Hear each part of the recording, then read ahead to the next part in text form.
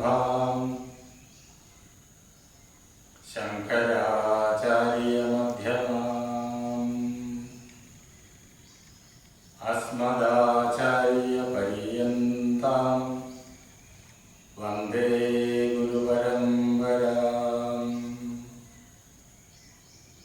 कूजन्तं राम रामेति मधुरं मधुराक्षरम् आरुह्य कविताशाखां वन्दे वाल्मीकिकोकिलम्।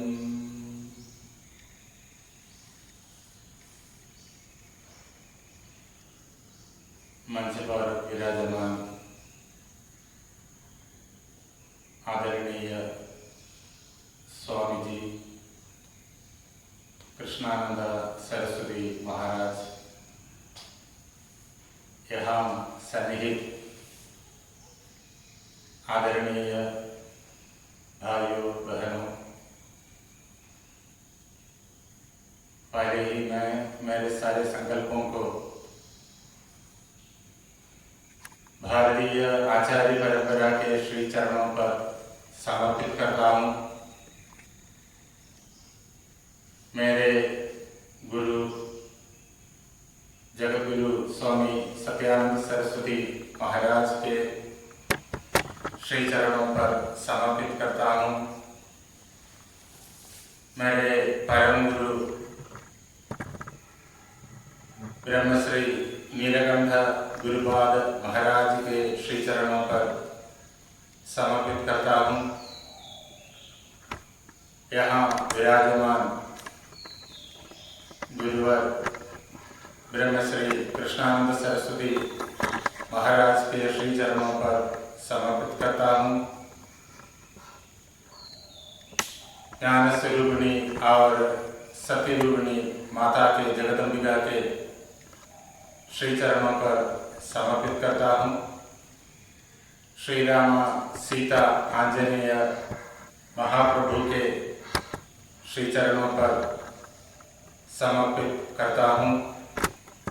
उसके साथ इन महान संकल्पों से अत्यंत पवित्र आप सबके हृदय कमलों में भी मेरे संकल्पों को कुसुमों के समान समर्पित करता हूँ।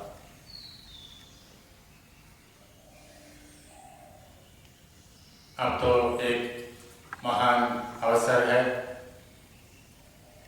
श्री रामायण नवाहे कल सवेरे से शुरू हो जाता है।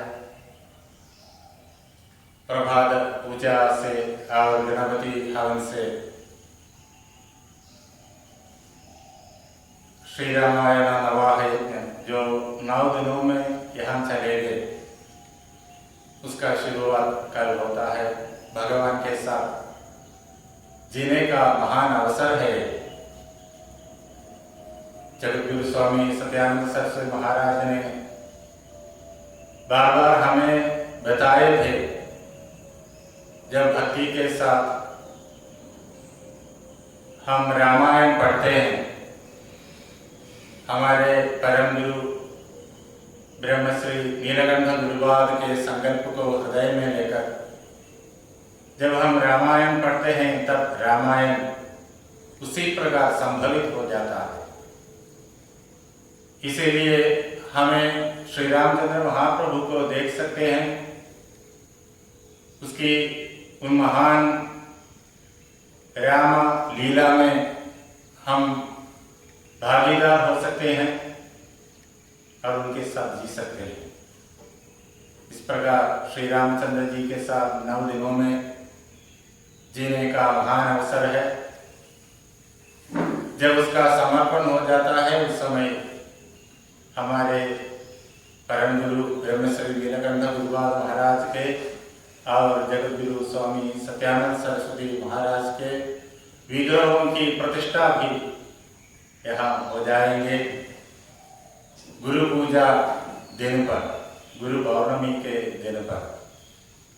इस प्रकार महान अवसर है ये, इसलिए यहाँ आने और इस महान कार्यक्रम में भाग लेने का अवसर आप सब हम केरल से आने वाले हम सबको दिए हैं, इसके लिए हम आभारी हूँ। और एक बात पहले ही आपको समझाना चाहता हूँ कि मैं हिंदी में भाषण करने के लिए उतना समर्थ नहीं, क्योंकि हिंदी में बातचीत करने का अवसर मिलता ही नहीं। सारे समय केरल में ही रहते हैं, तिरुवनंतपुरम में ही रहते हैं। जब महाराज को देखते हैं, उनसे मिलते हैं, तब हिंदी में बोलना शुरू करते हैं। इतना ही परिचय है। स्वामी जी का आज्ञा है। अयोध्या पर भी जब हम उधर थे, विष्णु महायज्ञ के अवसर पर 1998 उस समय वहाँ सिलवारी में विष्णु महायज्ञ आयोजित किए गए थे। उस समय स्वामी जी ने आज्ञा दी थी। उस आज्ञा के बल पर हिंदी में भाषण करना शुरू करता हूँ। दिक्कतें होंगे इधर उधर, सुधार में आपका आशीर्वाद है। आप मेरे मुश्किलों को आप सुधारिए, दूर कीजिए, मुश्किलों को दूर कीजिए और अध्यात्म रामायण के महान संदेश को, स्वामी जी के महान संदेश को सब कहीं पहुंचाने के लिए, इसके बारे में अभी हमारे महाराज हमसे कहा था, उसके एक कोशिश यहाँ शुरू करने के लिए ही इस प्रकार का साहस करने को तैयार हो जाता हूँ। आपका आशीर्वाद दीजिए। अध्यात्म रामायण एक महान ग्रंथ है। हम सब जानते हैं श्री रामचंद्र जी का जीवन, उनकी चरित्र अत्यंत महान है। उस महान कहानी को हमें वाल्मीकि जी ने ही दिया है। ब्रह्मा जी वाल्मीकि जी के आश्रम पर पधारे,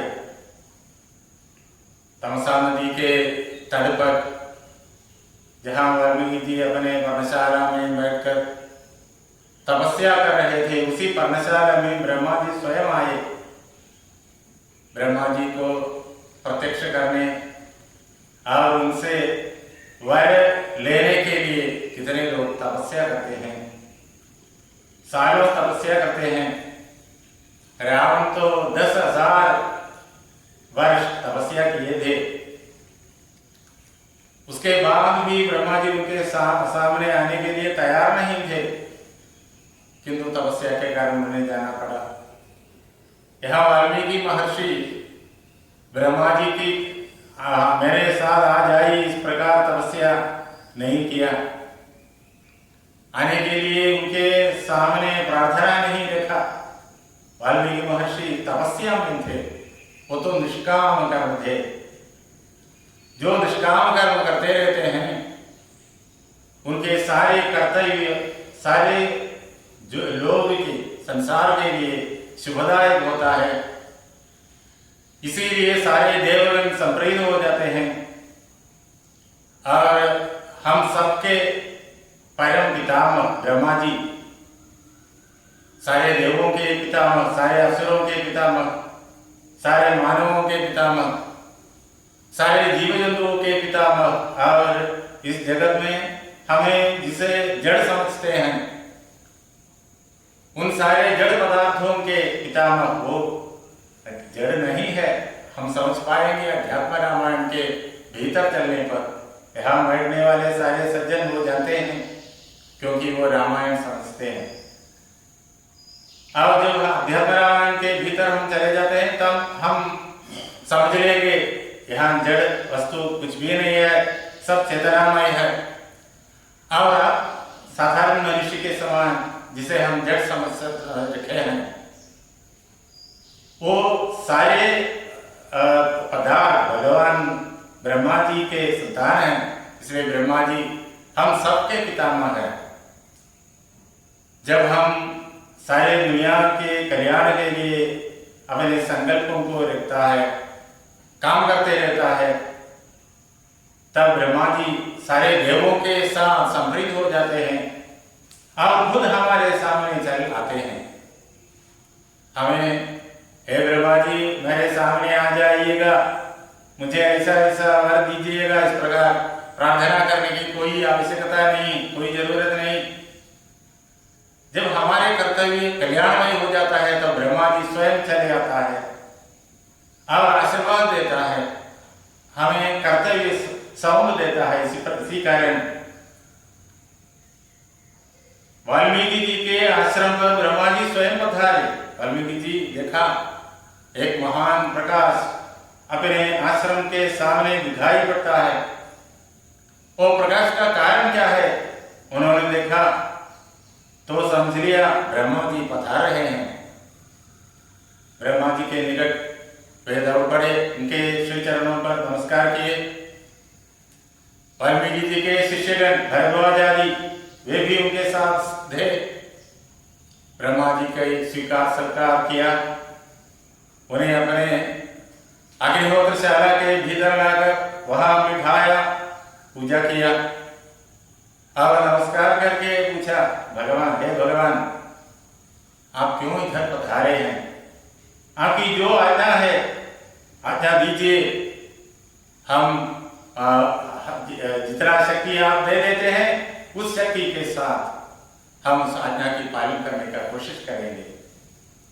तब ब्रह्मा जी ने उन्हें बताया, हे वाल्मीकि ऋषि, आपने नारद जी से भगवान श्री रामचंद्र महाप्रभु का कहानी सुनी है, कथा सुनी है। वो कथा सारे विश्व के लिए कल्याणमय है, आप ही जानते हैं।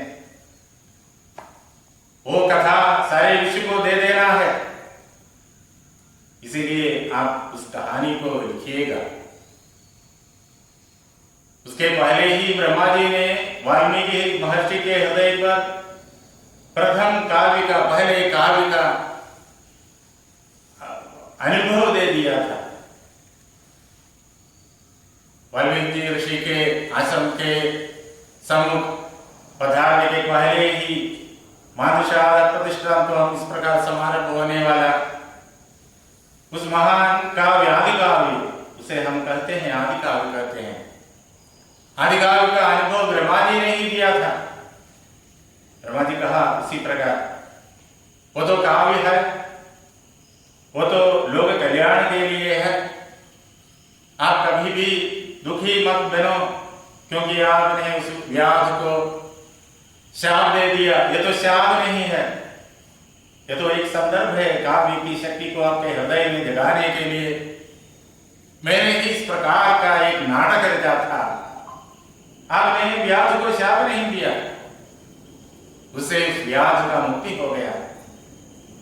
वो तो काव्य है, उस काव्य के आधार पर उसी प्रकार आप नारद से आपको मिले हुए राम की कहानी को रचना कीजिए। वो तो सारे लोग के लिए, सारे विश्व के लिए मंगलकारी है। विश्व के लिए ये जरूर है, इसकी जरूरत ही है, इसलिए आप इसकी रचना कीजिए। जब तक अब आदि काव्य की रचना करते रहते हैं तब तक देवी सरस्वती वाणी माता आपके हृदय में आनंद के साथ, गंगा की लहरियों के साथ, गंगा की लहरों के समान आपके हृदय में नाचते रहेंगे और आपके वाणी कल्याणमय होंगे, अत्यंत मधुर होंगे। जैसे ये फूलों की मधु है, जैसे शहद है, उसी प्रकार अत्यंत मधुर होंगे। और जितने साल ये हिमाचल पर्वत रहेगा इस जमीन पर, इस भूमि धरती पर जितने जितने महान पर्वत हैं, वो जितने साल यहाँ रहेगा, जितने साल इस धरती पर ये समुद्र, ये सागर लहरते रहेगा, और जितने साल इस धरती के ऊपर गंगा आदि नदियां बहते रहेंगी, उतने साल आपसे रचे हुए रामायण कथा सारी विश्व में प्रवाहित होते रहेंगे।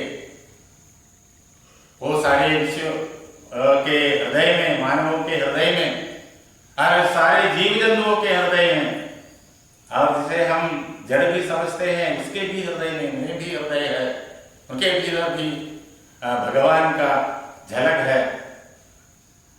सारे पदार्थों के भीतर वो आनंद की लहरों को पैदा करेंगे और इस विश्व को अत्यंत आनंददायक बनाएंगे। उसके लिए वो राम कथा प्रवाहित होते रहेंगे। ये आदेश आपको देने के लिए ही मैं इधर आया था, आप रचना शुरू कीजिए। इस प्रकार ब्रह्मा जी ने वाल्मीकि ऋषि को आदेश दे दिया, अनुग्रह दे दिया, शक्ति दे दिया और वहां से अंतर्धान हो गए। उसके बाद वाल्मीकि ऋषि ने उस मानुषाद प्रतिष्ठान को, उस प्रकार के लोग जो प्रथम श्लोक थे, आदि काव्य थे, उसी संप्रदाय में, वो तो अनिष्ट छंदस में रचा हुआ काव्य जो श्लोक है, उसी संप्रदाय में का आदि काव्य का रचना की।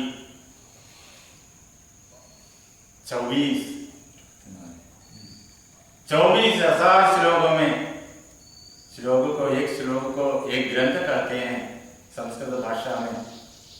24,000 ग्रंथों में श्री रामचंद्र महाप्रभु की कहानी उन्होंने लिखी और अपने शिष्यों को पढ़ाया और वे सब ही जाकर राम कथा को प्रचारित किया। एक कब हुआ, जब श्री रामचंद्र महाप्रभु अयोध्या जी में वहां अपने गद्दी में चक्रवर्ती बनकर विराजमान थे। उस समय श्री रामचंद्र जी की महान कहानी की रचना हुई, रामायण आदि काव्य की रचना हुई। वो कितने साल पहले थे? हमारे महागुरु जगतगुरु स्वामी सत्यानंद सरस्वती महाराज हमें बताए हैं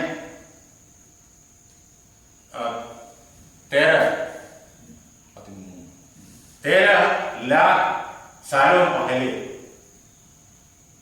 श्री रामचंद्र महाप्रभु के राज 13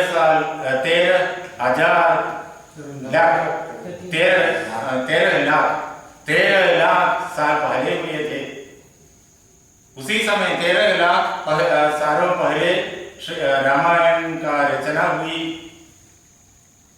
और इतनी सालों में 13 लाख सालों में रामायण अभी भी चलता रहते हैं। सब कहीं सारे मानव जाति के हृदयों में भगवान की भक्ति की तरंगों को उत्पादित करते हुए रामायण काव्य अभी प्रसारित होते रहते हैं। अब उस रामायण काव्य में सब कुछ है। वेद में जो कहा है, अभी रामायण का पारायण इधर हुआ, वहां कहते हैं, उस पारायण में हमने सुना तीर्थक्षण ये बताते हैं वेद में जो है वो सब रामायण में है। ऋग यजुर साम अथर्व ये 4 वेद हैं। उन वेदों की प्रतिष्ठा इधर है, वेद मंदिर है। वेद ही हमारे संस्कृति के मूल ग्रंथ हैं, हमारे ज्ञान के मूल ग्रंथ हैं, परम पवित्र ग्रंथ हैं। वे सदैव जागृत रहते हैं हमारे भीतर। किंतु सारे विश्व में बहुत लोग उसे भूल गए हैं, फिर भी उनके भीतर वो जागृत रहता है, क्योंकि वेद कभी भी नष्ट नहीं होते हैं। उस वेद का अवतार है श्री रामायण। वेद में जो महान ज्ञान है, वेद का भी ज्ञान है, परमात्मा का ज्ञान है, वो ज्ञान अध्यात्म रामायण से मिलेगा, वाल्मीकि रामायण से मिलेगा। वाल्मीकि रामायण वेद का अवतार है। इसलिए इस जगत में, इस प्रपंच में, इस दुनिया में जो ज्ञान है, जो कुछ है, वो सब वाल्मीकि रामायण में आप देख सकते हैं। उन्हें अनेक अर्थ होते हैं, अनेक तलों में उनका अर्थ रहते हैं।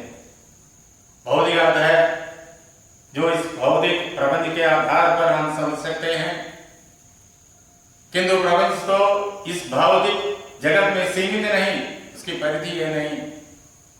हम आंखों से इस भौतिक जगत को देखते हैं और साधारण सारे लोग समझते हैं इतना ही है जगत,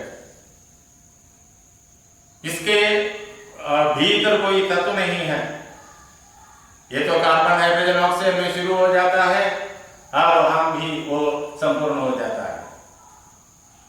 इन आटम के अलावा, परमाणु के अलावा और कोई तत्व उसके भीतर नहीं। यह तो साधारण व्यक्तियों का ध्यान है, किंतु इस भौतिक प्रपंच के भीतर, इस भौतिक प्रपंच को बनाने वाला, इस भौतिक प्रपंच की रखवाली करने वाला और इस भौतिक प्रपंच के सारे कर्तव्यों को चलाने वाला, करने वाला एक महान तत्व है। वो महान तत्व तो परमात्मा है। उस परमात्मा में ही ये सब उत्पादित होते, उत्पन्न हो जाते हैं, उसमें ही ये रहते हैं, उसमें ही ये सारे प्रपंच चलते रहते हैं, उसमें ही ये सारे प्रपंच विलीन हो जाते हैं। उस परमात्मा तत्व और इस प्रपंच के बीच बहुत फर्क हम देख सकते हैं जब हम पहले इसको पहचानने का कोशिश करते हैं। बहुत अंतर है इस भौतिक प्रपंच और उस परमात्मा तत्व के बीच। परमात्मा तत्व तो निश्चल है, ये तो चलनात्मक है। हम बहुत अंतर हमें पहले दिखाई देंगे, किंतु जब हम सूक्ष्म रूप से उसको समझने की कोशिश करते हैं तब हमें ये ध्यान प्राप्त हो जाएगा, इसमें कोई फर्क नहीं है। जो अत्यंत निश्चल है वही हमें चलनात्मक प्रतीत हो जाते हैं। जो चलनात्मक प्रपंच हमारे सम्मुख है, ये अत्यंत निश्चल ब्रह्म ही है। इसमें दोनों में कोई फर्क नहीं है, वो दोनों में कोई दूर नहीं है। ये हम समझ सकते हैं। ये कैसे समझ सकते हैं? इसमें अनेक सीढ़ियां, जैसे अय्यप्पा स्वामी के सामने 18 सीढ़ियां, ये सीढ़ियां अय्यप्पा के सामने हमें ले जाएंगे। उसी प्रकार अय्यप्पा स्वामी तो उस वही परमात्मा है जिसे हम राम कहते हैं, जिसे हम ब्रह्म कहते हैं, जिसे हम परमात्मा कहते हैं, वही परमात्मा ही अय्यप्पा स्वामी है। वहां हमें ले जाने वाला 18 सीढ़ियां हैं। उसी प्रकार हर एक सीढ़ी को जानने की कोशिश जब हम करते हैं तब हम समझ सकते हैं परमात्मा या अय्यप्पा स्वामी या श्री रामचंद्र महाप्रभु और हमारे बीच कोई अंतर नहीं है। हम ही श्री रामचंद्र महाप्रभु हैं। इस तत्व पर हम पहुंच जाएंगे, उसके पहले इन सीढ़ियों की पहचान हमें होना चाहिए। इसलिए अनेक अर्थतल हैं इन सीढ़ियों, हर एक सीढ़ी में। वाल्मीकि रामायण जब हम पहले पढ़ते हैं तब वाल्मीकि रामायण को इस भौतिक जगत की पहली सीढ़ी हम समझ सकते हैं। फिर जब हम कोशिश करते हैं तो उसकी अगली ऊपरी सीढ़ी हम समझ सकते हैं। वो तो दूसरा अर्थतल है, तीसरा अर्थतल है, चौथा अर्थतल है। इस प्रकार वाल्मीकि रामायण को अनेक अर्थतल हैं। केवल भौतिक अर्थतल में वो सीमित नहीं है। हमारे पश्चिमी विद्वानों की अनुसरण करते हुए भारत की अब की बहुत अधिक विद्वान जो कॉलेज में काम करते हैं वो कहेंगे वाल्मीकि रामायण को एक ही अर्थ है, वो तो भौतिक अर्थ है। राम तो केवल मानव ही है, उसके बिना कुछ भी नहीं।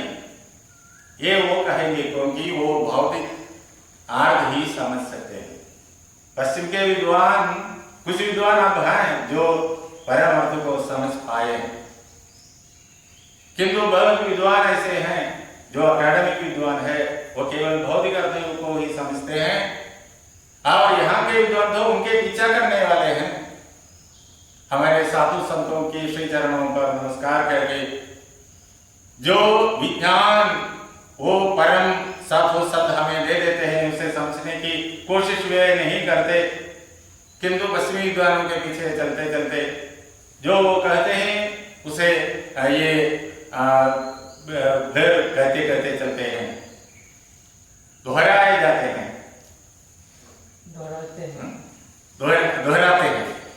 पश्चिमी विद्वानों की बातों को वे दोहराते रहते हैं। वो मानव हैं। वहां एक जगह में कहा है आत्मानं मानुषं वेद्मि रामं दशरथात्मजं। लंका युद्ध के बाद ब्रह्मा जी सारे देवगणों के साथ श्री रामचंद्र महाप्रभु के सामने आए और उनसे पूछा आप जानते नहीं आप कौन आए? तब श्री रामचंद्र जी ने कहा आत्मानं मानुषं वेद्मि रामं दशरथात्मजं, मैं अपने आप को मानव जानता हूं, मैं राम हूं, अयोध्याधिपति दशरथ के पुत्र हूं, ऐसा उन्होंने कहा है। ये तो हमें समझाने के लिए, साथ ही साथ उनके सामने ब्रह्मा जी आए और ब्रह्मा जी नमस्कार किए। इसका अर्थ है ये साधारण मानव नहीं है, वो मानव है। वो जब हमारे सामने खड़े हैं उस अवसर तो वो मानव है, उसी समय में वो ब्रह्मा जी के भी पितामह है, ब्रह्मा जी के भी पितामह है। इसी कारण से ब्रह्मा जी उनके सामने अपने पुत्र पौत्रों को, देवों को अपने साथ लेकर उधर आए, उधर बताए और श्री रामचंद्र जी की स्तुति की उनके सामने नमस्कार करके। वो तो मानव है, उसी समय ब्रह्म ही भी है, मानव भी है और आत्मा राम भी है। यहां से दूर पर नहीं, मानव राम और आत्मा राम के बीच में कोई फर्क नहीं, एक ही है। जो मानव राम है वो है आत्मा राम। ये बात हमें बतलाने के लिए ऐसा एक अवसर वाल्मीकि महर्षि हमारे सामने लाए हैं। आत्मानं मानुषं वेद्मि रामं दशरथात्मजं, मैं दशरथ के पुत्र मानव राम हूं, जिसके सामने ब्रह्मा जी खड़े हैं, जिसकी स्तुति ब्रह्मा जी कर रहे हैं, जिसके स्तुति देवगण कर रहे हैं, जिसके स्तुति ऋषिगण कर रहे हैं, देव ऋषि, मानव ऋषि, ब्रह्म ऋषि, सब कोई कर रहे हैं। उसे ही हम समझ सकते हैं वो आत्मा राम है। मानव बनकर हमें हमारे सामने खड़े रहने अवसर भी वो आत्मा राम है, कोई फर्क उसमें नहीं। किंतु ये तत्व को जाने बिना वो कहते हैं राम ने कहा है वो केवल मानव है। इसलिए श्री रामायण तो ये ही अर्थतल है, वो उनकी कहना। किंतु हमारे ऋषिगण, हमारे ऋषिवर्य, हमारे गुरुवर्य, गुरु परंपरा हमें बताए है, जो इस बार रामायण की रचना की है, हमारे गुरु वाल्मीकि ऋषि ने ही रामायण की रचना की। रामायण की रचना तो पहली बार ब्रह्मा जी ने की है। शतकोटि विस्तरम, 100 कोटि रामायण कहते हैं, 100 कोटि ग्रंथ है रामायण में, उसकी रचना ब्रह्मा जी ने की है। और उस रामायण को संपूर्ण रूप में समझने की शक्ति मानव जाति को नहीं, क्योंकि हम बुद्धि सीमित है। मानव शरीर में रहते हुए भी उस अवस्था पर पहुंच सकते हैं, जैसे मानव शरीर में विराजमान होने वाले अवसर में भी श्री रामचंद्र ने समझा मैं आत्मा राम, हम उसी जगह पर पहुंच सकते हैं। किंतु उसके पहले हम तो शतकोटि विस्तरम रामायण समझ नहीं सकते। इसी कारण ब्रह्मा जी ने वाल्मीकि जी से कहा उसी रामायण की रचना इस धरती पर तुम कर लो। इसलिए 24,000 ग्रंथों में उसकी रचना की थी। इसलिए हमें समझ लेना है, इसे अनेक अर्थतल होते हैं वाल्मीकि रामायण के। जो आदि भौतिक है, जो इस प्रपंच से संबंधित है, इस भौतिक प्रपंच से संबंधित है, जो आदि दैविक है, जो इसके सूक्ष्म तलों में जाते हैं। इन सूक्ष्म तलों को, जिसके बारे में 18 सीढ़ियों के रूप में हम देखते हैं यहाँ अय्यप्पा जी के सामने, उसे 7 सीढ़ी के रूप में विभाजित किए रखे हैं पुराणों में। ये तो ये भौतिक प्रपंच, ये भूलोक कहते हैं पुराणों में। और इसकी सूक्ष्मतल वो तो भूलोक है। इस भूलोक में हम मानव जाति रहते हैं, जानवर हैं, पेड़ पौधे हैं, और सूर्य, चंद्र, तारे, सितारे, और ये सागर, ये पहाड़, ये सब कुछ है, ये सब भूलोक है। ये तो भूगोल है। इस भूलोक का एक हिस्सा होता है भूगोल। इस भूगोल में हम रहते हैं। ये तो सूरज तो एक सितारा है, उसके चारों ओर चलते रहते हैं। जिन जिन चीजों को हम इन आंखों से देख सकते हैं वो भूलोक में रहने वाले हैं। भूलोक और भूगोल, इसका भेद हमें पहचानना है। भूगोल तो भूलोक का एक हिस्सा है। जिन पदार्थों को हम आंखों से देख सकते हैं वो भूलोक का है। चांद, सूर्य, सितारों, ये सब हम देख सकते हैं, वो तो भूलोक का है, लोक के भाग हैं। ये तो पंचीकृत पंचभूत से निर्मित है। हम बाद में पढ़ेंगे रामायण के भीतर। और इसका सूक्ष्म तल है भौरलोक। उस भौरलोक में यक्ष, गंधर्व, किन्नर, विद्याधर, सिद्ध, चारण आदि महान जीव रहते हैं। वो भी हम जैसे जीव हैं, किंतु उनमें तपस्या की शक्ति अधिक है, इसलिए वो यक्ष, गंधर्व आदि बनकर वहां बैठे हैं। और उसके भी सूक्ष्म तल है जिसे हम स्वर्लोक कहते हैं। उस स्वर्लोक में रहते हैं देवलोक। वो तो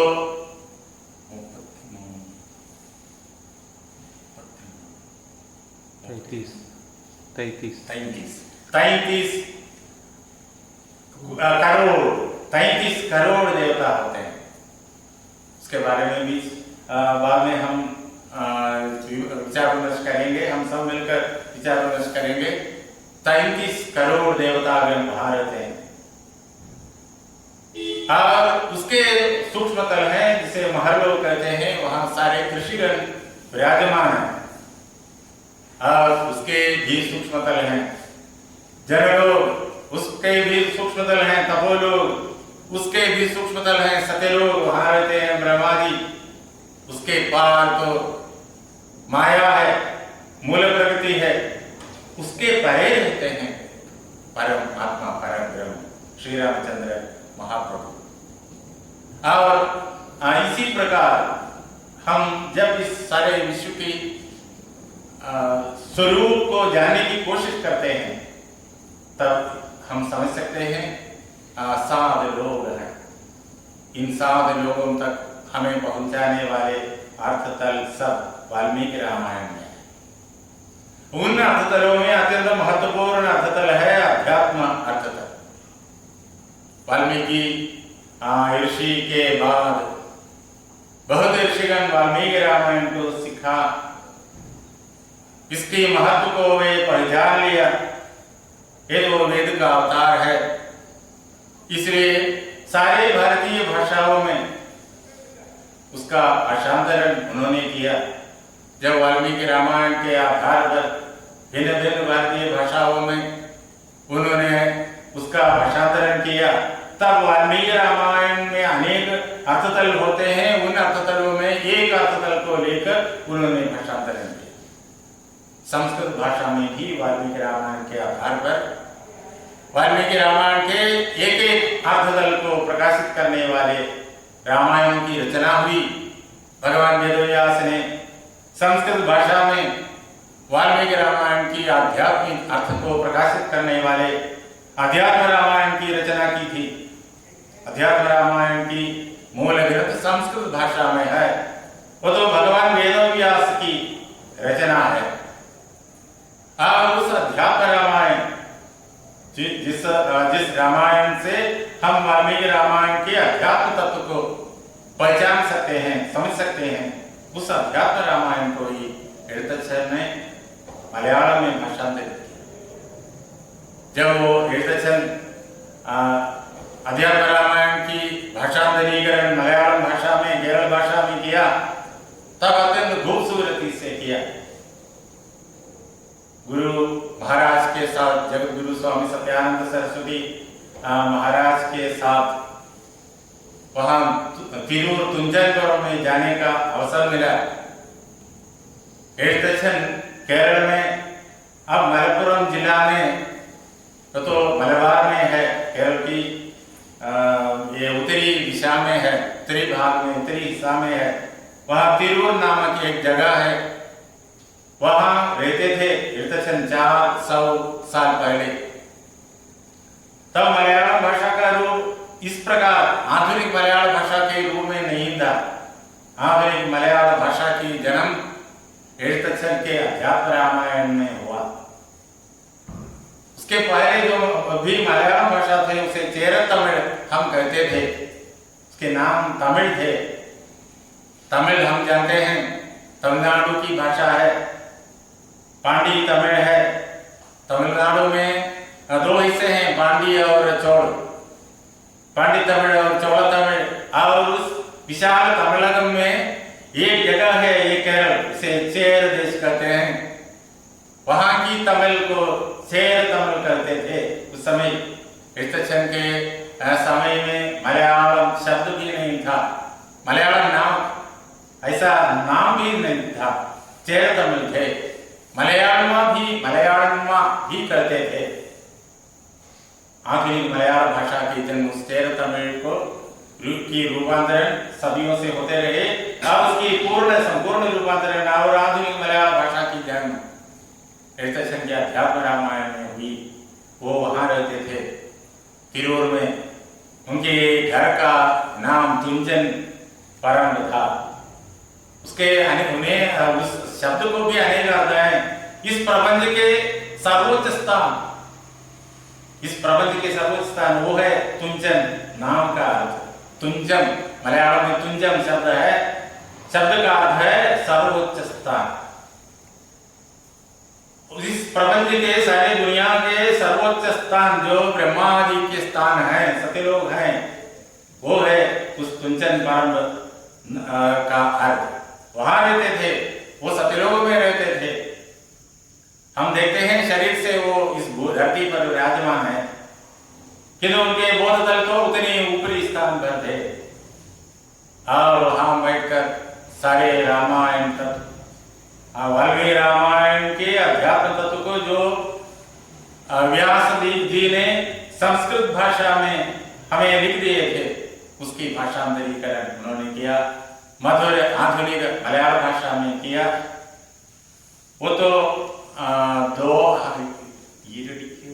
कहेंगे, हमारे यहाँ हिंदी में दोहा है, संस्कृत में तो 4 पाद होते हैं, चतुष्पदी। संस्कृत में श्लोक, संस्कृत के श्लोक तो चतुष्पदी होते हैं। ये मानसाद वो तो चतुष्पदी है। मानसाद प्रतिष्ठान्तो मगमस्यासुदी समाह यद क्रमजम धिनादेगम अवधि कामो, ये तो चतुष्पदी है। 4 पाद, 4 पैर होते हैं इससे। किंतु हिंदी में हम समझते हैं वहां दोहा है, 2 पाद होते हैं उनकी। हमारे सारे भारतीय भाषाओं में 2 पाद में लिखने वाले कविताएं ज्यादा। शीर, मलयालम में उसे शीर भी कहेंगे, ईरडी कहेंगे। ईरडी मीन 2 पाद में रचा हुआ कविता, शीर कहेंगे। और मलयालम के उस ईरडी में दोहा के रूप में यहाँ के जो छंदस होते हैं, हिंदी में रचे जाने वाले कविताओं की जो शील या जो छंदस होते हैं, उससे अत्यंत समान है तमिल के छंदस और मलयालम भाषा के छंदस। समानताएं ज्यादा है, उसके बारे में कोई ये रिसर्च अब तक नहीं हुआ। रिसर्च करने की एक महान जगह है वो। और मलयालम में वो ईरडी के रूप में लिखे, दोहा के रूप में लिखे। वो तो मंत्र है, हर एक दोहा मंत्र है, मंत्र की शक्ति उसमें है। क्योंकि उनकी गाना वहां से आते हैं, अत्यंत ऊपरी दिशा से, इस प्रपंच की अत्यंत ऊंची स्थान से आते हैं। इसी कारण से वो मंत्र है और हमें ले जाएंगे वो। ये दोहा जब हम श्रद्धा के साथ पढ़ते हैं, श्रद्धा के साथ सुनते हैं, तब ये दोहा हमें वहां ले जाएंगे। ये तो गरुड़ के ये पंखों के रूप में है। जैसे गरुड़ के पंख में बैठकर गिरुड़ के ऊपर बैठकर विष्णु जी इस सारे लोग में चलते हैं। उसी प्रकार गिरुड़ जैसे को ले जाते हैं, उसी प्रकार ये दोहा हमारे हृदय को ले जाएंगे परमात्मा के निकट तक। ये तो गायत्री छंदस के समान है। गायत्री छंदस भी वही करते हैं, गायत्री मंत्र वही करते हैं। हमारे हृदय को, जो हृदय इस भौतिक प्रपंच में बांधा हुआ है, इन बंधनों से हमें मुक्त करके गायत्री मंत्र हमें उस परमात्मा तक पहुंचा देते हैं। उसी प्रकार ये दोहा वहां हमें पहुंचाएंगे। और उस दोहे के रूप में सारे अध्यात्म रामायण को मलयालम भाषा में उन्होंने भाषांतरित करके दिए हैं। और उस अध्यात्म रामायण की पारायण हमारे परम गुरु नीलकंठ गुरुपाद जी करते थे हर दिन। और जब वहां भक्तगण वहां आकर आश्रम में आकर अध्यात्म रामायण की पारायण करते हैं, उस समय वो सुनते भी रहते हैं अध्यात्म रामायण की पारायण करके। और अध्यात्म रामायण को सुनते, पारायण करते समय उसे सुनते ब्रह्मश्री नीलकंठ गुरुपाद महाराज स्वयं आत्माराम गंजे ये अध्यात्म रामायण की रचना तुंजन आरंभ में बैठकर तीर्थचंद ने किया था। वहां स्वामी जी के साथ जाने का अवसर स्वामी जी ने ही उनकी कृपा से दे दिया था। तब स्वामी जी ने कहा, तीर्थचंद गंधर्व हैं, हम देखते हैं तीर्थचंद हमारे इस दुनिया में रहने वाले एक आदमी हैं, एक मानव है। स्वामी जी ने कहा तीर्थचंद गंधर्व है। गंधर्व लोग तो अत्यंत सुंदर होते हैं, इतिहासों में उनकी वर्णना है गंधर्वों की। अत्यंत शक्तिशाली होते हैं, योद्धा है, साथ ही साथ वे मधुर गान करने में समर्थ हैं। इसलिए ही संगीत ज्ञान को हम गांधर्व विद्या कहते हैं, गंधर्व वेद कहते हैं। संगीत ज्ञान, वे संगीत में अत्यंत निपुण हैं। तीर्थचंद उस संप्रदाय के जीवात्मा थे। इसी कारण उन्होंने इस अध्यात्म रामायण को, जो रामायण श्री रामचंद्र महाप्रभु के अध्यात्म तत्व को हमारे हृदय में समर्पित करते हैं, उस अध्यात्म रामायण को मधुर मलयालम भाषा में उन्होंने हमें दे दिया। इन 9 दिनों में हम उस महान ग्रंथ की पाठ करेंगे। हम हर दिन सवेरे ये शुरू हो जाते हैं। हमारे प्रोग्राम इधर है, उस प्रोग्राम में उसके जानकारी मिलेंगे आपको। सवेरे गणपति हवन से वो शुरू होंगे, उसके बाद विष्णु सहस्त्रनाम, उसके बाद रामायण कीर्तन, गुरुवार कीर्तन, रामायण कीर्तन आदि के बाद रामायण पारायण होंगे।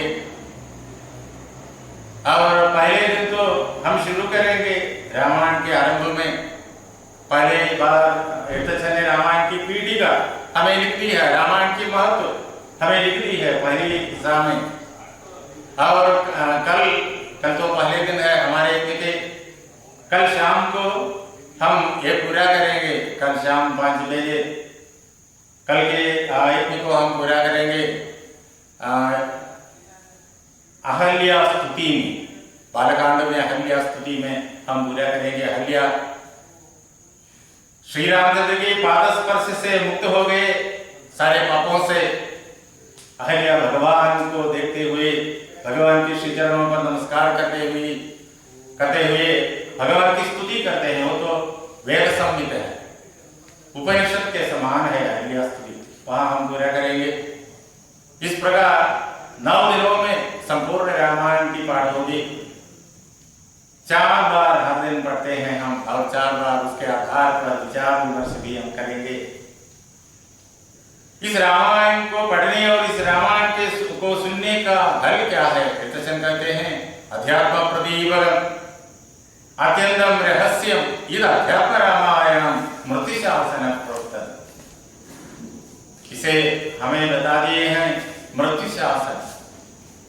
जिन्होंने मृत्यु को पार किया, जिन्होंने जान लिया, समझ लिया मुझे मृत्यु नहीं है, मैं अमर हूं, मुझे जन्म भी नहीं, मुझे मृत्यु भी नहीं। हम सब समझ गए हैं, हम तो मरते हैं। मृत्यु शब्द का अर्थ है जिसे मृत्यु है, इसीलिए हम समझ रखे हैं हमें मृत्यु है, इसलिए हमें ही एक नाम रखे हैं मर्त्य। मर्त्य नाम का अर्थ है मानव, उसका असली अर्थ यह है जिसे मृत्यु है। किंतु अध्यात्म रामायण हमें बताते हैं तुम्हें मृत्यु नहीं है, तुम अमर हो। शृण्वन्तु विश्वे अमृतस्य पुत्राः, श्वेताश्वतर उपनिषद में हम श्वेताश्वतर ऋषि के इस बात को, इस वाणी को हम सुनेंगे। उसमें श्वेताश्वतर ऋषि हमें इस प्रकार संबोधित करते हैं, अमृतस्य पुत्राः, अमृत आनंद के संतान। तुम सब सुन लीजिए, आप सब सुन लीजिए। शृण्वन्तु विश्वे अमृतस्य पुत्रः, सारे जगत में रहने वाले हे अमृतानंद के संतान, आप सब सुन लीजिए, हम तो अमृत आनंद के संतान हैं। और जो ये समझ लिया है मैं मृत्यु को पार किया हूं, मुझे मृत्यु नहीं है, वो है मृत्युंजय। मृत्युंजय ने ही इस मधुर अध्यात्म रामायण हमें बता दिए है। उनकी गाना है, उनकी गीत है। उस गीता को, उस वाणी को, मृत्युंजय के उस वाणी को जब हम सुनते हैं तब हमारे हृदय में ये ज्ञान जाग जाते हैं कि मुझे मृत्यु नहीं है, मैं मृत्युंजय हूं। हमारे सारी घबराहटों के कारण यह है, एकमात्र कारण है कि मुझे मृत्यु है। ये हमारा विचार है, ये तो गलत धारणा है। हम गलत हमारे बारे में गलत समझ रखे हैं, मुझे मृत्यु है ऐसा समझ रहे हैं, हम सब समझ रहे हैं। इसी गलत धारणा के कारण, इस धारणा असली रूप में गलत है, किंतु हम समझ रहे हैं ये तो असली धारणा, क्योंकि हम जन्म और मृत्यु को हर दिन देखते रहते हैं। दुनिया में सारे मानव, सारे जीव जंतु पैदा होता है, वो हर दिन घटता आता है और उनकी एक दिन यहाँ से चले जाना है। इसलिए जन्म और मृत्यु के बारे में हम हर दिन जानकारी पाते रहते हैं। इसलिए हमारा विचार है सब कोई को मृत्यु है, इसलिए ये असली धारणा है, यह हमारा विचार है, किंतु ये गलत धारणा है। हमें मृत्यु नहीं, हम अमर है, हम मृत्यु के परे हैं, किंतु गलत धारणा के कारण अपने आप को मरते समझ रखे हैं। जब हम रामायण पढ़ते हैं तब हमें हमारे इस गलत धारणा को दूर कर सकते हैं। मैं अमर हूं, मैं सत्य हूं, सत्य माने मृत्यु रहित। जो भूतकाल में, जो वर्तमान काल में और जो भाविकाल में कोई भेद के बिना, कोई रूपांतरण के बिना एक ही रूप में रहते हैं, उसे ही हम सत्य कहते हैं। मैं सत्य हूं, मैं चित्त हूं, मैं ज्ञान स्वरूप हूं, मैं आनंद स्वरूप हूं, मैं सच्चिदानंद हूं। मुझे जन्म भी नहीं हुआ, मुझे मृत्यु भी नहीं है। ये तो एक लीला है, ये तो भगवान की लीला है। जो दुनिया में देख रहा हूं, हमारे साथ, हमारे हृदय में एक मैं रहता है। हम सब अपने आप को मैं कहते हैं, हम सबके भीतर में एक मैं रहता है। जब यहां से मैं ऐसा कहता हूं, तब समझना अपने भीतर रहने वाले उस मैं के बारे में बोल रहा हूं। और जब हम ये समझ पाते हैं, मैंने जन्म भी नहीं लिया, मुझे मृत्यु भी नहीं है, ये सब भगवान की लीला है। भगवान एक नाटक रचा, जैसे हम इस दुनिया में नाटक रचते हैं, हिंदी में नाटक रचते हैं, कालिदासन ने संस्कृत में नाटक रचा, और अब भी सारी अनेक रचते जाते हैं और नाटक का अभिनय भी होता जाता है रंगमंच में। उसी प्रकार एक नाटक है, हमारे नाटक तो 2 घंटे 3 घंटे चलते रहते हैं, उसके बाद बंद हो जाते हैं, किंतु ये नाटक कब शुरू हो गया हम जानते नहीं। ये नाटक अनेक कोटि सालों से ये नाटक चलते रहते हैं, अब भी जारी रहते हैं। कितने कोटि करोड़ वर्ष ये जारी रहेगा उसके बारे में हमें कोई जानकारी नहीं, ये चलते ही रहेगा। इस नाटक के रचयिता भगवान है, एकमात्र रचयिता है जो इस नाटक के शुरुआत के पहले भी था। इस प्रबंध रूपी नाटक के जन्म और मृत्यु ये दोनों से बंधित इस प्रबंध रूपी नाटक के शुरुआत के पहले भी वो था, वो एकमात्र वो ही था। उन्होंने इस नाटक की रचना की, इस नाटक की रचयिता वही है। इस नाटक के रचयिता कालिदास। हम नाटक के रचयिताओं में प्रथम गणनीय कालिदास को मानते हैं। उसी प्रकार इस प्रबंध रूपी नाटक के रचयिता वो महान कालिदास, वो महान कालिदास, वो महान नाटक का, इसलिए ही हम उसे महान कहते हैं। वो भगवान है, उनसे लिखा हुआ, उनसे संकल्पित हुआ किया हुआ नाटक है ये नाटक चलते रहते हैं। यहाँ भगवान ही इस नाटक का रंगमंच बन गए हैं। हमारे नाटक में रंगमंच अलग है और उस नाटक में भाग लेने वाला अलग है, नाटक में देखने वाला, नाटक की प्रेक्षक वो अलग होते हैं। किंतु यहाँ तो ये नाटक में अभिनय करने वाला ये नाटक भी भगवान है, नाटक के रचने वाला भगवान है, नाटक का अभिनय करने वाला भगवान है, नाटक के रंगमंच भी भगवान है। ये नाटक में जो होते हैं वो भी भगवान है, सब कुछ भगवान है। ये सब भगवान का नाटक है, भगवान की लीला है। उस लीला में भगवान कोटि मानव के रूप में यहाँ आते हैं, कोटि जानवरों के रूप में भगवान ही आते हैं, कोटि वृक्षों के रूप में, चांद सितारों के रूप में भगवान ही आते हैं।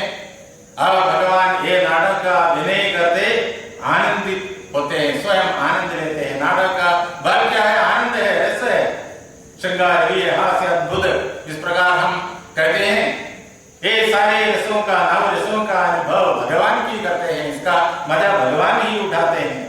इस प्रकार नाटक है और मैं उसका एक वेश हूँ, एक का कथापात्र हूँ। भगवान ही मेरे रूप में एक कथापात्र बनकर यहाँ खड़ा है। मुझे जो करना है उसका निर्णय भगवान ने ही किया है। करने की जो ताकत है वो तो भगवान का है, और करने वाला कौन है? वो तो भगवान है। ये हाथ, ये आंख, ये पैर, ये शरीर, ये सब कुछ भगवान का है। भगवान इस शरीर से अपने नाटक का अभिनय करते चलते हैं। मेरा कोई लेन देन नहीं है यहाँ, ये सब भगवान है। जो करना चाहता है उसे करने दो, वो करेगा ही।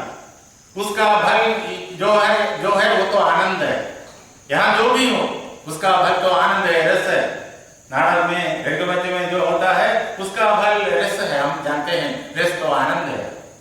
जब हम उस रस का अनुभव करने की शक्ति, क्षमता पा जाते हैं, तब हम इस सारी दुनिया में जो होते हैं, कृतयुग में, त्रेतायुग में, द्वापर युग में, कलियुग में, जो भगवान का नाटक चलते रहते हैं, उससे हम रस उठा सकते हैं, उसमें भागीदार हो सकते हैं। भगवान, हम तो स्वयं भगवान हैं, फिर भी हम भगवान के एक वेश पहन करके, एक कथापात्र बन के यहाँ इस रंगमंच में खड़ा है और भगवान की नाटक का रस लेने वाला भी है। और जब हम अपने आप को भगवान की अभिन्न हिस्सा समझ लेते हैं, सच्चिदानंद समझ लेते हैं, तब सारे जीवन आनंदमय हो जाता है। और सारे कर्म हम ताकत से कर सकते हैं, सारे कर्म शक्तिशाली हो सकते हैं। मानवी महाराज हमारे प्रपितामह हैं, यहाँ रहने वाले आंजनेय महाप्रभु हम सबके प्रपितामह हैं। आंजनेय महाप्रभु वो महासमुद्र को एक ही झलांग में पार किए। कैसा किया? राम नाम के बल पर, भगवान के नाम के बल पर। तदनुमम हृदय समदे रघुपति नारदम तस्यांगुलीय मुंड शिरसि में, मेरे हृदय में रघुपति रहता है और रघुपति के अंगुलीय मुद्रांगुलीय वो मेरे अंगूठी, रघुपति के श्री रामचंद्र महाप्रभु के अंगूठी जिसमें राम का नाम लिखा है, ये तो देवी के श्री चरणों पर समर्पित करने का है। वो अंगूठी मेरे सिर पर रखा है। मेरे हृदय में राम का स्वरूप है, राम का नाम है और मेरे सिर में श्री रामचंद्र महाप्रभु की अंगूठी है।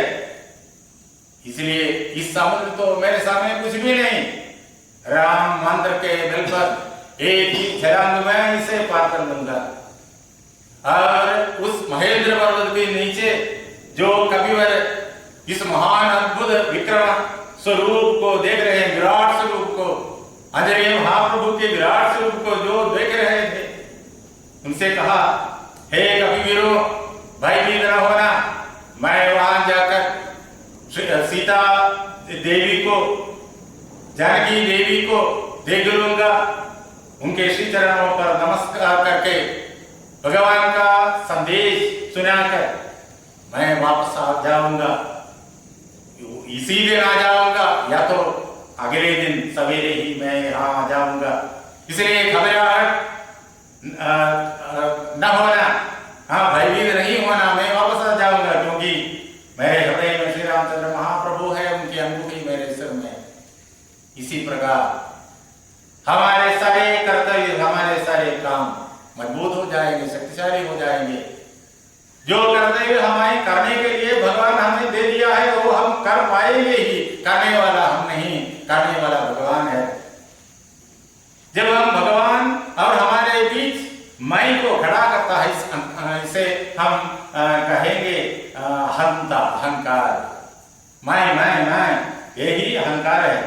जब भगवान और हमारे बीच मैं रूपी अहंकार को जब हम खड़ा करते हैं तब हमें कमजोरी आ जाती है। मैं ये कैसे करूं, ये कैसे मुझसे हो सकता है। इस प्रकार की कमजोरी हमें, दुर्बलता हमें आ जाते हैं। किंतु करने वाला भगवान है, मेरा कोई इससे वास्ता नहीं। भगवान करेंगे, भगवान का नाम का बल पर भगवान ही करेंगे तो सब कुछ हम कर सकते हैं। हमारे सारे काम अत्यंत मजबूत हो जाएंगे, सारे काम कल्याणकारी हो जाएंगे। सारे जीव जंतुओं को और जड़ पदार्थों को भी श्रेय देने वाले, शुभ देने वाले, आनंद देने वाले हो जाएंगे। कोई भी हमारा कर्तव्य लोगों को दुख देने वाले नहीं हो पाएंगे। सबको कल्याण देने वाले हो जाएंगे, लोग हितकारी हो जाएंगे। हमने देखा है रामायण में भगवान जो जो किया वो सब कल्याणकारी हुए। ब्रह्मश्री नीलकंठ गुरुबाद जी ने जो किया वो सब सारे विश्व के लिए कल्याणकारी हो गए हैं। वो कल्याणकारी कर्तव्य का हिस्सा है, उसका अनुग्रह से ही हम यहाँ बैठ सकते हैं और हम रामायण पढ़ सकते हैं। अब जगत गुरु स्वामी सत्यानंद सरस्वती महाराज के जो महान संकल्प हैं वो सब सारे विश्व के लिए कल्याणकारी हैं, क्योंकि वो महागुरु, हमारे महागुरु हृदय में श्री रामचंद्र महाप्रभु को प्रतिष्ठित करके ही सारे काम किए थे। वो अत्यंत मजबूत होंगे, कल्याणकारी होंगे। इसी प्रकार कल्याणकारी काम हम कर सकते हैं, लोगों की सेवा, प्रपंच की सेवा हम कर सकते हैं और अपनी जिंदगी को परम पवित्र बना सकते हैं और अपने जिंदगी को अत्यंत सौभाग्यपूर्ण बना सकते हैं। इससे हमें आनंद, परम आनंद, जो आनंद के बारे में हम कुछ भी बोल नहीं सकते, जिसके बारे में वेद भी नहीं बोल सकते। वो आनंद को सीमा नहीं है। वो आनंद को जो अनुभव किया है, उस आनंद की विदूर झलक को का ही अनुभव जिन्होंने किया है, उन्होंने समझ में आ जाएगा उस आनंद को सीमा नहीं है। आनंद तो स्वयं भगवान है जो असीम है। ये सारा विश्व तो उनके भीतर एक परमाणु के समान है। हमारे आंखों के लिए इस विश्व के सीमा देख नहीं सकते हैं, आंखों से देख नहीं सकते। इतना हमारे आंखों के लिए ये तो बहुत बड़ा है, किंतु इतने बड़ा, हमारे आंखों को इतने बड़ा दिखाई देने वाला ये प्रपंच भगवान के भीतर एक परमाणु से भी छोटा है। उतना असीम है भगवान। भगवान तो आनंद स्वरूप है। वो तो सारे प्रपंच के मधु है। मधु कहते हैं, मधु हम जानते हैं, हम भौतिक मधु को जानते हैं, शहद को जानते हैं। वो शहद पुष्पों में रहने वाले शहद अत्यंत सुखदायक है, सुखकर अनुभव हमें देने वाला है, हमारी रचना को देने वाला है। उस मधु को हम जानते हैं। उसके आधार पर सोचो, वो तो परम मधु है। उसके माधुर्य के बारे में हम कुछ भी नहीं बोल सकते। वो तो अनुभव ही हम कर सकते हैं। उस असीम आनंदपूर्ण, सौंदर्यपूर्ण, महात्म्यपूर्ण मधु का अनुभव करते हुए इस भूमि धरती पर हम चल सकते हैं। इसी प्रकार हमारे गुरुवर जगत गुरु स्वामी सत्यानंद सरस्वती महाराज सारी दुनिया भर गए। हम जानते, हम ऐसा समझते हैं भगवान इस धरती पर खड़ा है। हाँ, भगवान इस धरती पर खड़ा है, किंतु भगवान वहां तक पहुंच कर खड़ा है। यहाँ अपने आप को आत्माराम जानकर यहाँ खड़ा है। आत्माराम और इस धरती पर रहने वाले जगतगुरु सत्यानंद सरस्वती महाराज के भीतर कोई भेद नहीं, एक है। हमारे सामने एक मानव के रूप में खड़ा है, उसी समय वो आत्माराम भी है। परम मधु का आस्वाद लेते हुए, अपने आप को परमात्मा समझते हुए, ये सारे विश्व को अपने ही लीला समझते हुए, सारे विश्व में रहने वाले सारे मानवों को, जीव जंतुओं को, पेड़ पौधों को और जड़ पदार्थों को अपने आप समझते हुए, अपने ही अनेक भिन्न भिन्न स्वरूप समझते हुए उनके कल्याण के लिए काम करते रहे। उस कल्याण में कर्तव्यों में मधु का अनुभव, आनंद का अनुभव लेते रहे। उसी प्रकार भगवान की श्री चरणों पर पीछा करके, उनकी साथ चलते उनकी श्री चरणों की सेवा करके हम भी इस परम मधु का आस्वाद कर सकते हैं। उस परम मधु का आस्वाद अध्यात्म रामायण महान ग्रंथ हमें दे देंगे। अध्यात्म रामायण से ही जगत गुरु ब्रह्मश्री नीलकंठ गुरुवार वहां पहुंच गए। उस अध्यात्म रामायण से ही जगत गुरु स्वामी सत्यानंद सरस्वती महाराज वहां पहुंच गए। और हम दो महाराजों के नाम करते हैं, नीलकंठ गुरु महाराज और सत्यानंद सरस्वती महाराज। हम कहते हैं दो नामों में, दो रूपों में हम देखते हैं, किंतु वो एक है। वो दो नाम नहीं, वो दो नाम जो हमारे कानों में दो नाम सुनाई देते हैं, वो दो नाम नहीं, एक ही नाम है। दो रूप में सुन सकते हैं। जो दो रूप हम आंखों से देते हैं, वो एक ही रूप है। जो रूप रहित भी हैं, जो सच्चिदानंद स्वरूप है, वो सच्चिदानंद स्वरूप एक ही गुरु है। जो दो नामों में, जो दो रूपों में हमारे सामने हैं, जब गुरु स्वामी सत्यानंद सरस्वती महाराज और ब्रह्मश्री नीलकंठ गुरुवार महाराज के रूप में हमारे सामने विराजमान हैं। उन ऋषिवर्यों की, गुरु की पूजा करते हुए हम भी उस श्री चरणों पर लीन हो सकते हैं, उस परम मधु का अनुभव कर सकते हैं। उसका मार्ग भगवान ने हमें दिया है अध्यात्म रामायण। उस अध्यात्म रामायण से होकर हम वहां पहुंच सकते हैं। इस प्रकार अध्यात्म रामायण के आधार पर हमारे गुरुवर की तपस्या करने की, यह तो तपस्या है, इसीलिए इसे यज्ञ कहते हैं। इस तपस्या करने का अवसर हमारे गुरु के अत्यंत प्रिय शिष्य ब्रह्मश्री कृष्णानंद सरस्वती महाराज जो हमारे सामने विराजमान हैं, हमारे गुरुवर कृष्णानंद सरस्वती महाराज हमें इस महान अवसर दिए हैं 9 दिनों में इस महान ग्रंथ की पाठ करना। आप पाठ कर श्री रामचंद्र महाप्रभु का अभिषेक, राज्याभिषेक हमारे हृदय में करने का अवसर हमारे गुरुवर हमें दिया है। हमारे हृदय में रत्न सिंहासने ब्राह्मणे पत्नी वामभागे निक्षिप्य, इस प्रकार हमारे हृदय के रत्न सिंहासन में श्री रामचंद्र जी को बिठाकर और सीता जी को जो श्री रामचंद्र जी से अभिन्न है उसे भी श्री रामचंद्र जी के वाम भाग में बिठाकर, जैसे हम इस महान पवित्र क्षेत्र में देखते हैं, इस प्रकार हमारे हृदय में अभिषेक करने का अवसर, अभिषेक इधर होंगे क्षेत्र में होंगे, तब श्रद्धा के साथ हाथ जोड़कर उसके सामने खड़े होकर अपने हृदय में अभिषेक करने का अवसर। उसी प्रकार भगवान चेंबुटगोणम आश्रम में अभिषेक करते रहे, हमारे गुरुवार अभिषेक करते रहे हृदय कमल में, हमें बहुत लोग वो देखे हैं।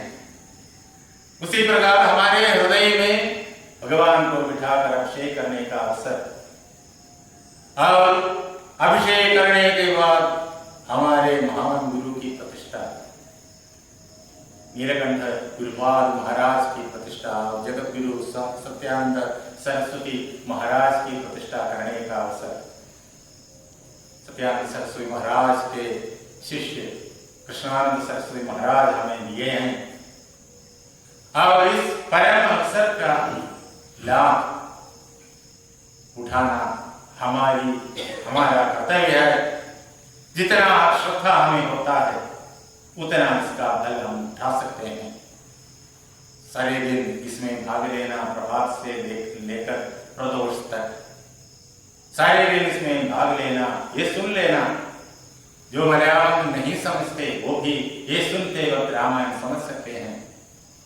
जब यहाँ रामायण के प्रथम भाग का पाठ हुआ तब यहाँ रहने वाले सारे लोगों का अनुभव है, वो अर्थ समझ सकते हैं। भारत की भाषा एक ही है।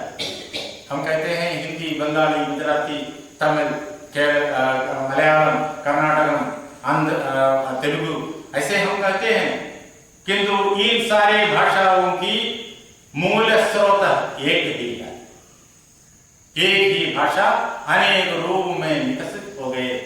इसलिए जब हम भारत के अन्य भाषाओं का, हमारे मातृभाषा एक होंगे, हिंदी होंगे या मराठी होंगे या मलयालम होंगे, जब हम दूसरी भाषा सुनते हैं हम समझ सकते हैं। बोलने के लिए तो थोड़ी परिश्रम होना चाहिए, किंतु हम समझ सकते हैं। जब आप इसे सुनते हैं आप समझ सकते हैं, और उसके अर्थ हम समझ सकते हैं। अर्थ से ज्यादा उसकी धुन का है। वो धुन, वो तो भगवान का अनुभव हमें कराते हैं। उस धुन में मंत्र की शक्ति निहित है, रहता है। अर्थ में उसका एक हिस्सा है, किंतु उसमें एक महासागर के समान अत्यंत विपुल हिस्सा तो उसके धुन पर है।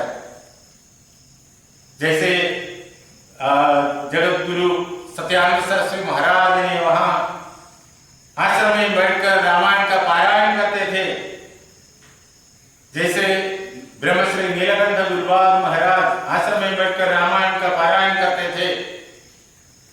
उसको एक धुन है, वो तो नीलकंठ परंपरा है, नीलकंठ संप्रदाय है, गुरुपाद संप्रदाय हम कहते हैं। वो तो रामायण पारायण के गुरुपाद संप्रदाय है। उसका जोड़ वेद पारायण से है। वेद का उच्चारण जिस प्रकार चलता है उसी प्रकार ही ये गुरुपाद संप्रदाय में रामायण का पारायण होता है। उसका जो धुन है वो धुन ही सर्वोच्च है। अर्थ उस धुन के लिए सहारा देने वाला है। अर्थ को समझना है, आप स्वयं समझ सकते हैं। उसके बारे में हम विचार विमर्श की हम सब मिलकर करेंगे। उससे ज्यादा उसका धुन का है। वो धुन हमें ले जाएंगे परमात्मा के श्री चरणों पर। गुरुपाद संप्रदाय के धुन, गुरुपाद संप्रदाय जब गुरु स्वामी सत्यानंद सरस्वती महाराज को मिला, वहां से यहाँ रहने वाले इन स्वामी जी के भक्तों को मिल गया। उसी प्रकार मैं पारायण नहीं कर सकता,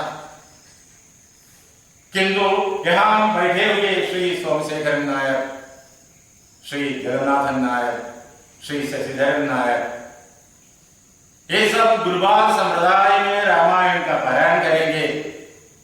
वो धुन आप सबको सुनाएंगे। वो धुन महान है, अत्यंत महत्वपूर्ण है। वो धुन आपको गुरुपाद के श्री चरणों में, गुरुपाद में ले जाएंगे। और जैसे जब ये शुरू हो जाता है, आप सब इसमें भाग लेना। और शाम को ललिता सहस्रनाम के साथ और यहाँ के पूजा के साथ वो संपूर्ण हो जाएगा हर दिन।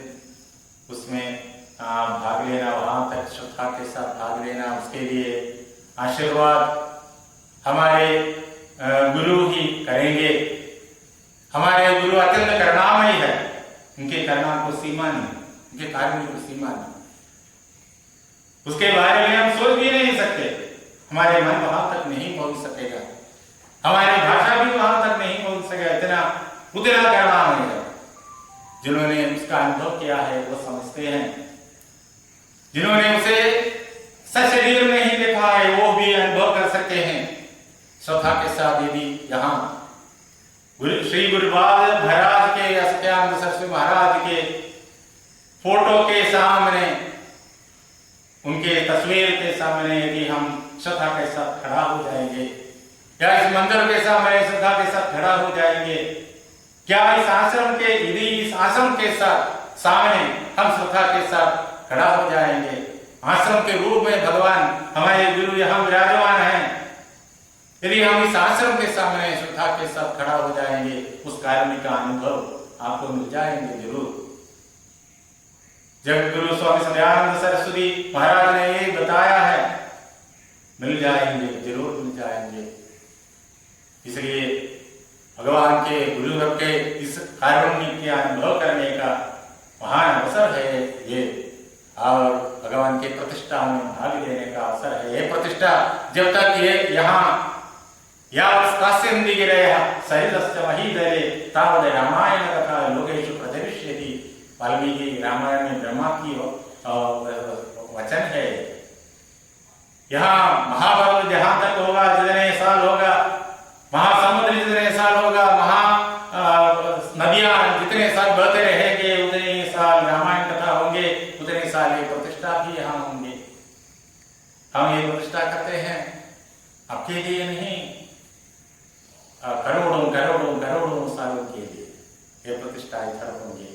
उस महान अवसर पर भाग लेने का ये सौभाग्य है। ये इसका लाभ पूर्ण रूप में उठाने का अवसर भगवान की कृपा से ही होते हैं, हमारे शक्ति से नहीं होंगे। भगवान की कृपा उसी प्रकार बादलों के रूप में, घने बादलों के रूप में भगवान की कृपा की बरसात हमें होगा कि यदि हमारे मन उसके लिए तैयार है।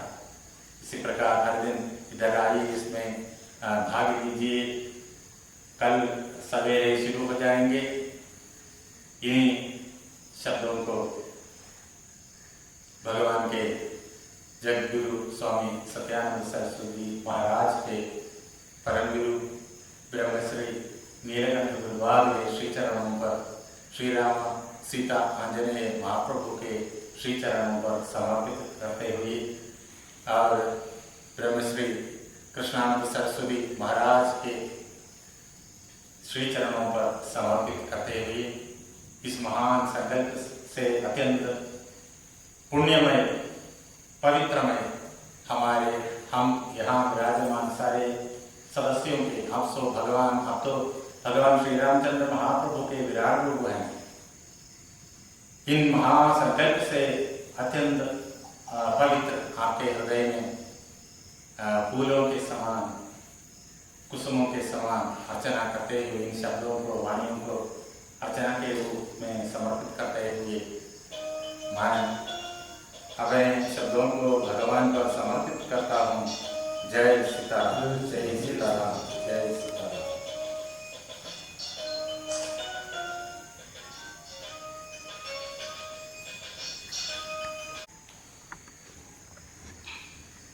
मैं आचार्य जी को शुक्रिया अदा करना चाहता हूँ, इतने दूर से केरला से इधर तक आए हमारे लिए। Thank you very much. और मैं तहे दिल से शुक्रिया अदा करना चाहता हूँ मेरे पिताजी का, डैडी का। उनकी वजह से मुझे मेरे बड़े स्वामी जी सत्यानंद सरस्वती को मिलना पड़ा और स्पेशली स्वामी जी कृष्णानंद से मिलने पड़े। उसी तरह मैं कुछ थोड़ा शब्द कहना चाहता हूँ अपने बड़े स्वामी जी के बारे में, जिनकी वजह से मुझे इतना अच्छा कॉन्फिडेंस मिला। मैं यहाँ पे हूँ, मेरा इंजीनियरिंग पूरा कंप्लीट हुआ, स्पेशली अभी मैंने अपना MBA भी कंप्लीट किया। उनकी वजह से मुझे बहुत कॉन्फिडेंस मिला, इंस्पायर हुआ उनकी वजह से हूँ। और उनकी वजह से मुझे आशीर्वाद मिला अपने स्वामी जी की वजह से, सत्यानंद सरस्वती की वजह से, कृष्णानंद सरस्वती की वजह से। बहुत शुक्रिया था। इसी तरह मैं यहाँ पे जितने भी लोग यहाँ पे प्रेजेंट हैं, मैं उनको सबको शुक्रिया अदा करना चाहता हूँ जो यहाँ पे अपने कीमती वक्त निकाल के यहाँ पे आए। बहुत बहुत शुक्रिया था और जय सीताराम।